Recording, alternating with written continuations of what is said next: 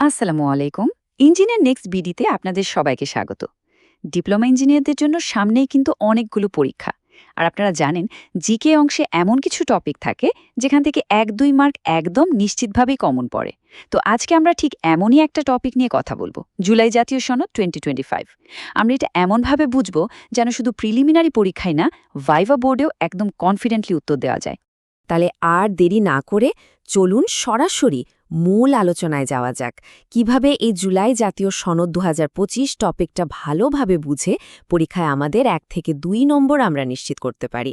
আমার মনে হয় প্রত্যেক চাকরি প্রত্যাশী ইঞ্জিনিয়ারের জন্য এই আলোচনাটা খুবই দরকারি হতে যাচ্ছে। দেখুন, যে কোনো টপিক পড়ার আগে সেটার বেসিক কনসেপ্টটা কিন্তু একদম ক্লিয়ার থাকা চাই। তাই সবার আগে আমরা খুব সহজ ভাষায় জেনে নেব এই জুলাই জাতীয় সনদ জিনিসটা আসলে কি আর কেনই বা এটা এতটা গুরুত্বপূর্ণ। এখানে সবচেয়ে গুরুত্বপূর্ণ শব্দটা হলো ঐক্যমত্যভিত্তিক। মানে এটা কিন্তু কোনো একটা নির্দিষ্ট রাজনৈতিক দলের ইস্তেহার না, বরং জুলাই বিপ্লবের পর আমাদের রাষ্ট্রটাকে কিভাবে নতুন করে সাজানো হবে, কিভাবে সংস্কার করা হবে, তার জন্য বিভিন্ন দল ও মতের মানুষেরা একসাথে বসে যে একটা রোড ম্যাপ বা পথ নকশা তৈরি করেছেন, এটাই হলো সেই সনদ। আচ্ছা, এই সনদটা কিন্তু একদিনে হুট করে তৈরি হয়ে যায়নি। এর পেছনে একটা লম্বা প্রেক্ষাপট আছে। আপনারা সবাই জানেন, জুলাই আগস্টে ছাত্র জনতার একটা বিশাল আন্দোলন হয়েছিল, যার ফলে আগের সরকারের পতন হয়। এরপর রাষ্ট্র পরিচালনার জন্য একটা অন্তর্বর্তী সরকার আসে। এই পুরো ঘটনার পরিক্রমাতেই কিন্তু এই সনদটা তৈরি হয়েছে। মানে এটা ছিল দেশের একটা ঐতিহাসিক প্রয়োজনের যৌক্তিক ফলাফল। এখন প্রশ্ন হল, এই সনদের মূল উদ্দেশ্যগুলো কি ছিল? লক্ষ্যগুলো কিন্তু খুবই পরিষ্কার।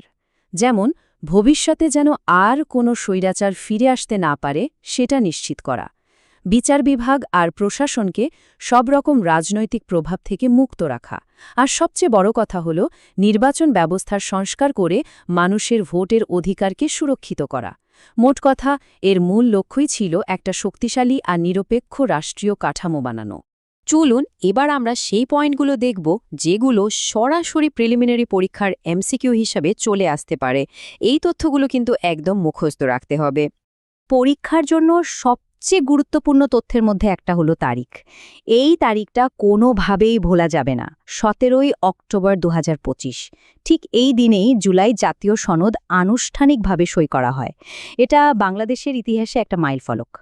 এখন একটা প্রশ্ন মাথায় আসতেই পারে যে এই সনদটা আসলে কারা তৈরি করল। দেখুন, এখানে মূলত ৩টা পক্ষ জড়িত ছিল।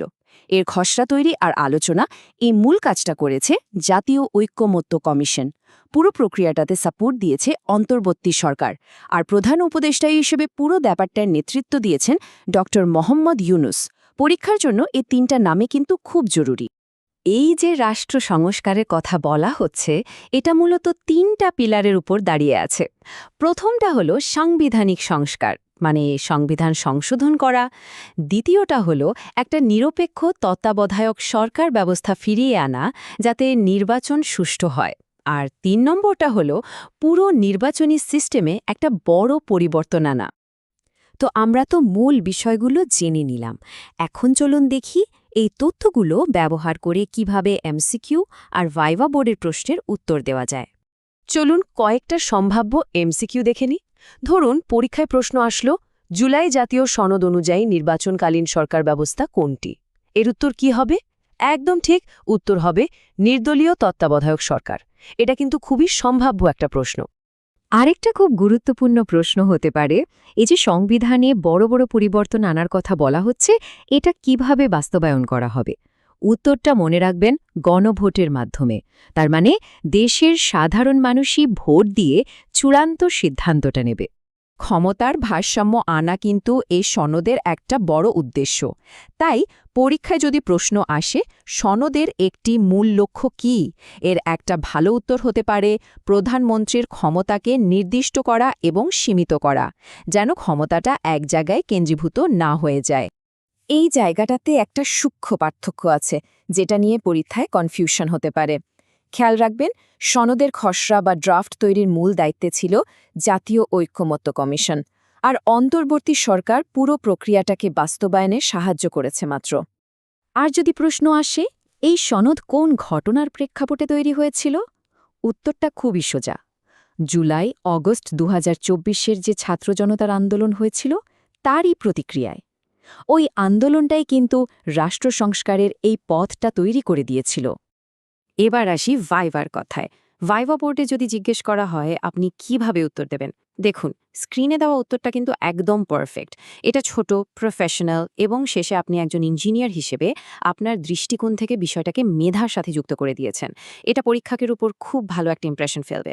চলুন এবার খুব দ্রুত একটা কনফিউশন দূর করা যাক, যেটা অনেকেরই হয়। এই ভুলের জন্য কিন্তু একটা মার কাটা যেতে পারে। সেটা হলো সনদ আর ঘোষণাপত্রের মধ্যে পার্থক্য। তাহলে মূল পার্থক্যটা কোথায়? ব্যাপারটা খুব সহজ। জুলাই ঘোষণাপত্র ছিল আন্দোলনের উদ্দেশ্যটা কি, মানে কেন এই আন্দোলন, তার ঘোষণা।